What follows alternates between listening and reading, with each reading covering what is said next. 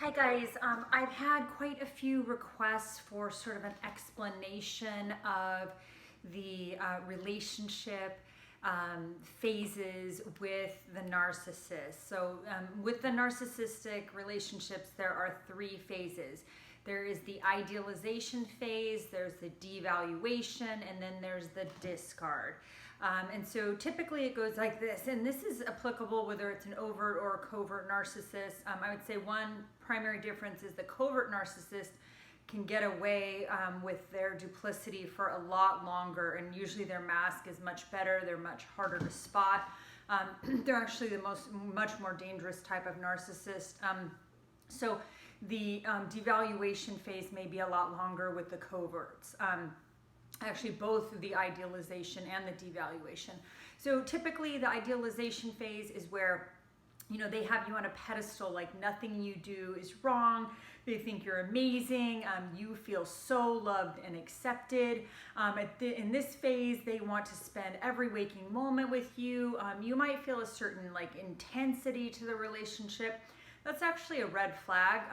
Now I know that, but when somebody is too much too soon, that is a red flag to look for. If they're telling you that they love you after 3 weeks, or there's just this excuse me, super intensity to the relationship, that's actually something to be very wary of.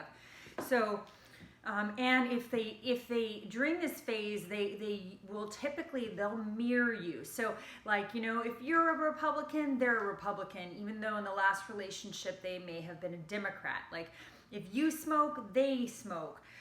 If you love strawberry cheesecake, they love strawberry cheesecake. The mirroring is what they do to really, mimic you and sort of copy you. So you feel like, oh my gosh, I've met my soulmate. I've never met somebody who looks at the world the same way I do. And wow, I really feel, connected to this person. But it's a ruse, people. It's a total ruse. So that's the idealization phase. They think you're perfect. A lot of the theorists believe that they actually believe that. The narcissist actually does think you're perfect during that phase. It's not that they don't think that, they actually think that. But then what's going to happen is the devaluation phase is going to start kicking in. And that is when the narcissist realizes or starts seeing that you're a human being, and they cannot tolerate imperfection. They can't stand imperfection in themselves, and they certainly can't stand it in anyone else. So typically what you're going to have in this scenario is, once you start to show your humanity, and we're all human, we all have imperfections, none of us are perfect. So once you start to show sort of your humanity, then they're going to start devaluing you. And again, this can be with the coverts, this can be so subtle, and it can be really over time, you are like a frog being boiled in water. And you may not even notice it, but they're going to start their sort of duplicity, and they're going to start with their projection, and that's where they will they may accuse you of what they're doing. They may start with their silent treatment, withholding, withdraw, and then eventually, sorry, I keep coughing, the discard phase is going to come. And during the discard phase, they have already secured a new source of supply. A narcissist never ever has gaps in relationships. They do not take breaks. They don't, if they do, they're very short, and they're desperately looking for a new source of supply because they absolutely must have external validation in order to feel anything inside, right? So, typically when they are discarding you, they have already been grooming their new source of supply for a long time. They're already cheating. It's not even a question, right? So they're cheating. That's one thing they're doing, and you may not know it. You probably won't know it. They are lying. Everything that comes out, they're lying, and their lies could be lies of omission. Their lies could be bald-faced lies. They are lying. They start projecting. That is where they accuse you of what they're doing. They're going to accuse you of cheating, lying, hiding money, whatever, and that means they're doing all of that. Which is really funny because you might be sitting there going, dude, what? When they accuse you of something that they're doing, you could just be like, wow, that's, that is not one of my faults. Like, I have a lot of faults, and like none of the ones you listed are actually my faults. Those are your faults. But like, you know, if you were going to point out some faults, you should point out the ones that are really my faults, you know? So that's really weird. They will do that projection thing where they're, you know, they're accusing you of black and white thinking, when really you are able to see all sorts of shades of gray, and their thinking is black and white. Or they're accusing you of cheating and they're cheating. Again, they're projecting. And then the other thing they're going to start doing is they're going to start devaluing and demeaning you and criticizing you, and like nothing you do is right. So there's this bar and you're trying to work towards it, and you're trying to be good enough for them, and you're trying to be better, and you're trying to be better, and like nothing you do will ever please them. They absolutely keep moving the bar. So it doesn't matter. Like, they cannot be pleased. They're never enough for them, right?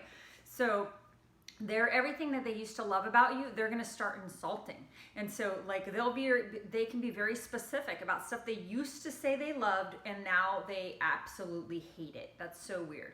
And then you may also see during the devaluation phase, because they have secured their new source of supply and their mask is starting to come off, you may actually see that a different personality emerges, and you're like, whoa, like they may go from like having like Judeo-Christian ideology to all of a sudden they're like a nihilist, or they believe in like moral relativism, and you're like, what?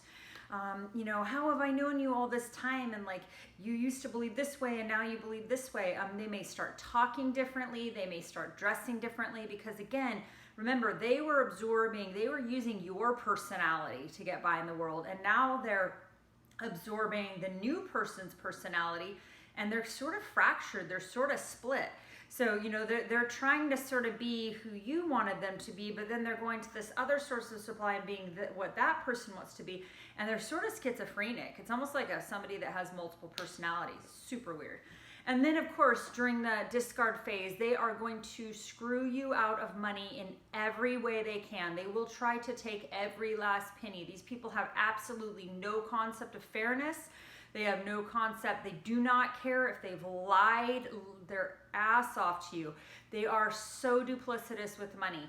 And their money is their money, and your money is their money. And they have no qualms about taking you to the cleaners. Lots of women, it's usually women, because usually statistically narcissists are usually men. That's definitely, there's some exceptions to that.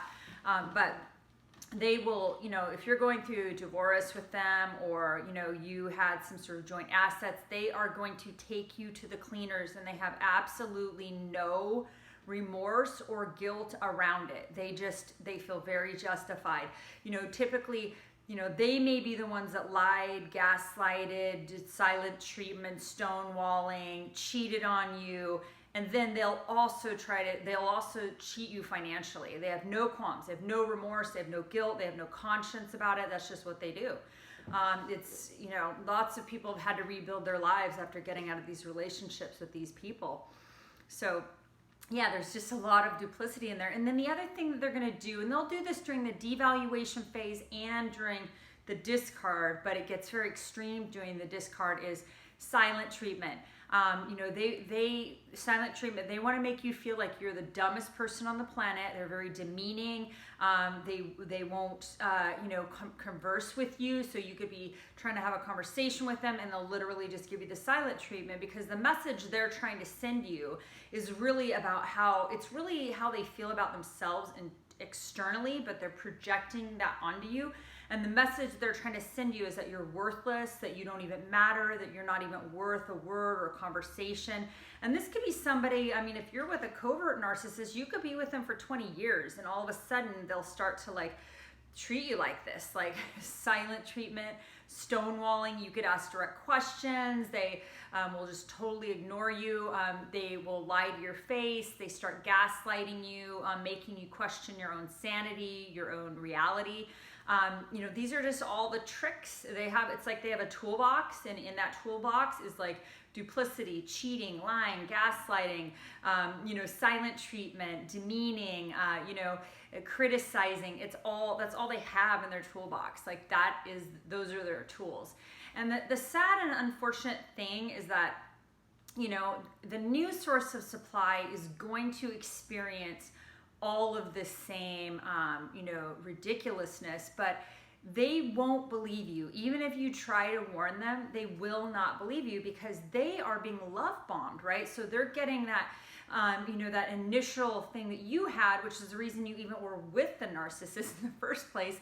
And it's very compelling and it's very flattering, and you really feel understood and accepted, and you really feel loved. And so they're getting that the narcissist makes them feel like they're going to be like the ointment for this person's, like, for your childhood wounding, your attachment wounding. They're like the ointment, right?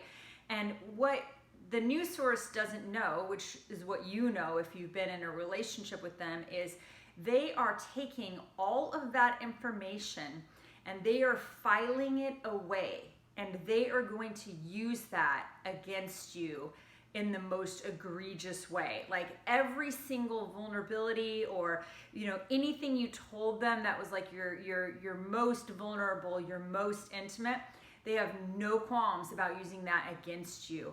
And they will do it to the new source of supply. And they'll do it to try to literally make you feel like you're a piece of garbage, like that's just like thrown out the window, right?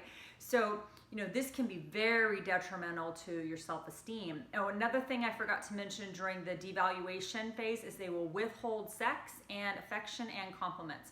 And if you try to go to them to like initiate intimacy, they'll shrug you off or give you the cold shoulder, literally the Jeffrey Dahmer cold shoulder. No, just kidding. But they'll give you the cold shoulder. They, will reject you. And of course, this can be very damaging if you're being rejected. You just feel like, it's such a vulnerable, personal sort of, thing to do. And they do that totally on purpose. It's totally strategic. It's to make you have low self-esteem. Everything that they're doing is like to make you feel less than, demean, because again, remember, they need to be in the one-up position and you're below, right? You are, you're the minions and they are the superior one, because in these relationships, they need to feel superior, right? They need to be better than you. And they're always in internal competition. And that, if they're covert, you may not even know this is happening. You may not feel like they're very competitive. It's all very underhanded. It's all very subtle.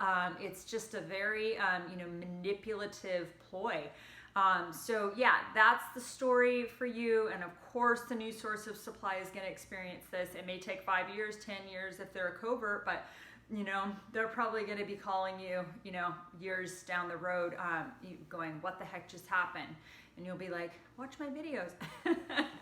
So anyway, I hope this helps you just to know you're not alone. You can heal from this. You can absolutely heal. Healing is so possible. It's so awesome. And it's available to you. There's a lot of good videos on it. I'm going to keep, on my page, I'm going to keep putting really good, resources to heal from the trauma of narcissistic abuse and from PTSD and complex PTSD. And it's, there's a lot of great resources. So thank you so much and have a wonderful evening. Bye-bye.